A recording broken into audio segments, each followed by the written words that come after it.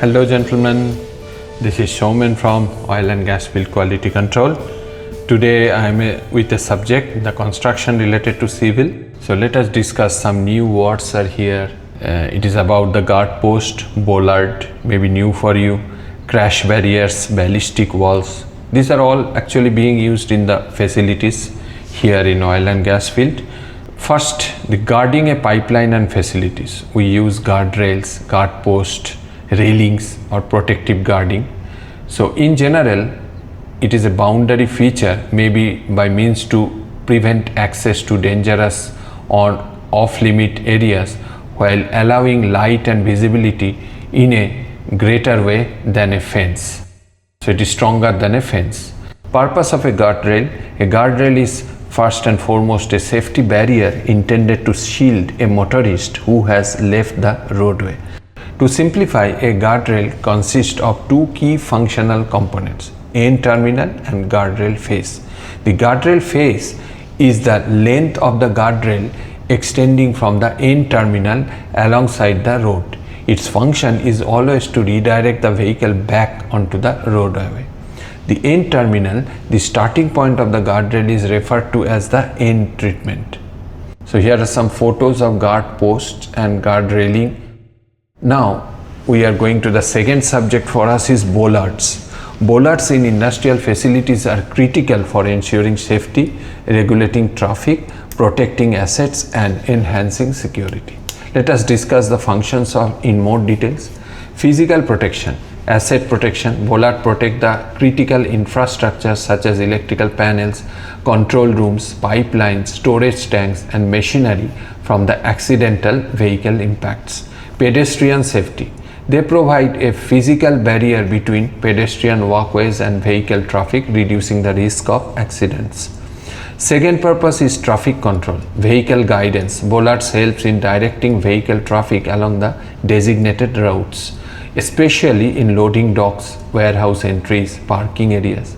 Access restriction. They can restrict the access to unauthorized areas or control the entry of specific types of vehicles. Security is another purpose of bollard. It is anti-ram deterrence. High security or crash rated bollards can prevent deliberate vehicle intrusion into sensitive and high risk areas. Perimeter security, used as part of perimeter defense strategy to secure facility boundaries. We have installed these bollards to prevent the generators or the security support building in case some vehicle comes past and by mistake it wants to hit the generator. The bollards are crash rated. I will discuss about the crash testing at the end of this video.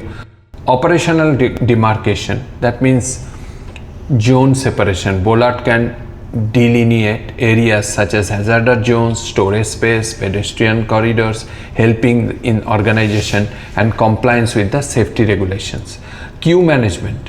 Like in some cases, especially in distribution centers or entry gates, bollards help to manage the flow and queuing of vehicles. Aesthetic and organizational role. Visual indicator, colored and reflective bollards serve as a visual cues for navigation, safety zones and restricted areas. And facility appearance, bollard can be designated to match the aesthetic of a facility while still serving their protective purpose. Why we use crash barriers in industrial facilities? Both crash barriers and ballistic walls are crucial component in industrial safety and security infrastructure, but they serve different specialized functions. For example, crash barriers designed to protect personnel, structure, equipment from vehicle impacts, whether accidental or deliberate. So this is also crash rated. Vehicle impact protection, absorb and redirect the energy from colliding vehicles to minimize damage and injury. Prevent heavy industrial vehicles like forklifts, trucks and tankers from entering restricted or hazardous areas. Traffic management and control. Define vehicle lanes in busy industrial zones. Separate pedestrian walkways from vehicle routes to prevent collisions.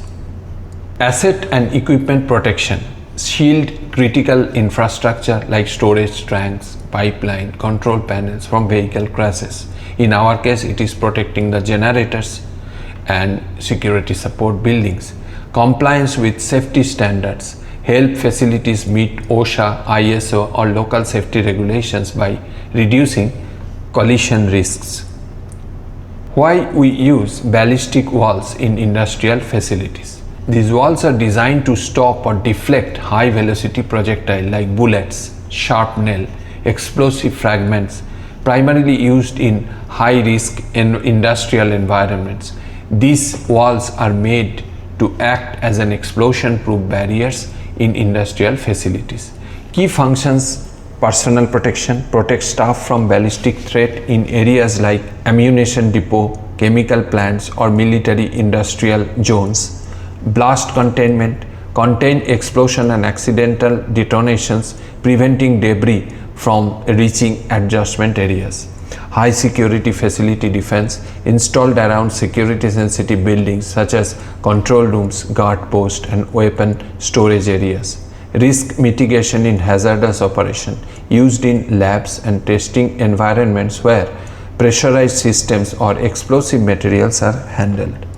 Here are some site photos from ballistic wall. Crash barrier versus ballistic wall. Main purpose of crash barrier is vehicle impact protection, whereas ballistic wall serves bullet or blast resistance. Material crash barrier can be steel, concrete or polymer. Ballistic wall also reinforcement concrete and ballistic panels.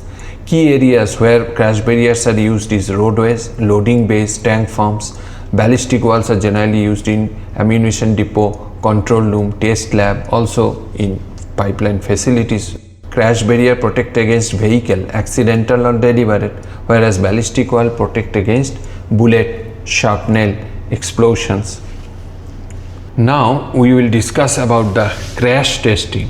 There is an ASTM standard F2656.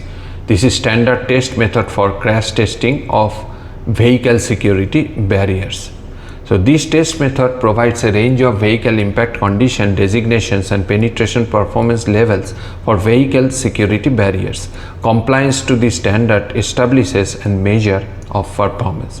Vehicle perimeter barriers should require testing with specific user site conditions replicated for full scale crash testing, and the test result should mention the as tested soil configuration.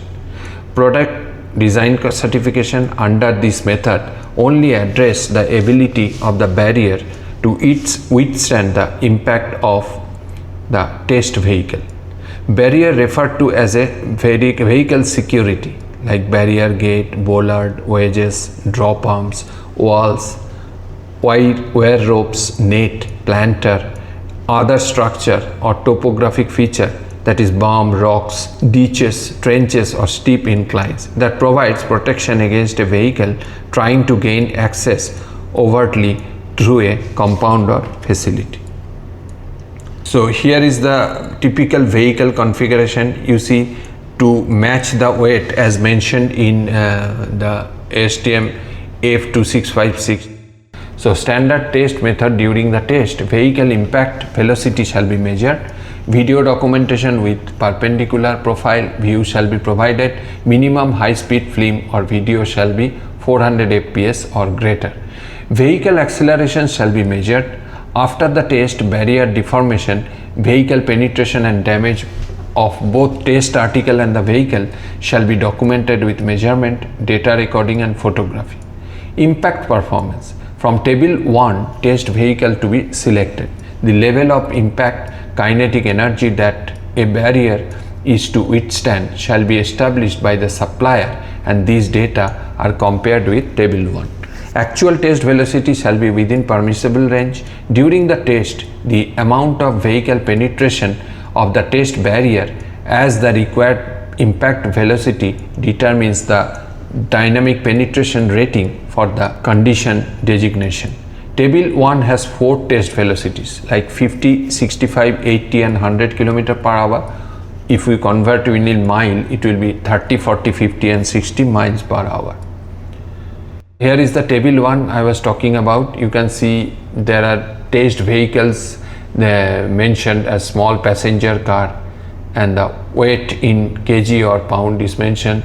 What should be the minimum velocity mentioned, permissible speed range is mentioned, and energy also mentioned, and finally the condition designation also mentioned at the end column. The table is much bigger. I just show you a glance so that you understand the context. If you go to the standard, you can easily find the full table. The test site tests shall be conducted at an accredited facility. These facilities shall have adequate space to accelerate the test vehicle to the desired impact velocity and have 30 meter or 90 feet minimum behind the barrier reference point in accordance to table 2. In general, the space needs to be level with an obstructed impact regions. Lateral clearance to adjustment object shall be a minimum of 3 meter or 10 feet. Table 2 and 3 has designated penetration rating P1, P2 and P3 based on the actual measurement of penetration. Here are another 3 table for small passenger car and full size passenger sedan and half-ton pickup trucks. So here you can see the model and their approximate weight and carb weight. This is a reference they have provided, ASTM F2656. But let's say we have a site or drawing requirement to test the crash barrier bollard at a rating of F2656 M50 PI, which means M50 or P1 crash barrier is designed to stop a medium duty 15,000 pound truck traveling at 50 miles per hour with a penetration distance less than 3.3 feet. The penetration rating indicates the barrier's performance to stop the forward movement of the vehicle load after the impact. The shorter the testing vehicle penetration distance, the higher the barrier performance level. ASTM F2656 is a guideline how to do the test. So generally all manufacturers of bollard and barriers perform this test only once at the beginning when they start their manufacture, and uses this certificate for all of their future productions. We also use their old test certificate, crash rating, and our inspection client, they all accepted this. So that's all for the video today. Hope you gain some knowledge to it. Please subscribe my channel, share to your friend, hit the like button to inspire me more. Signing off for today, Showman.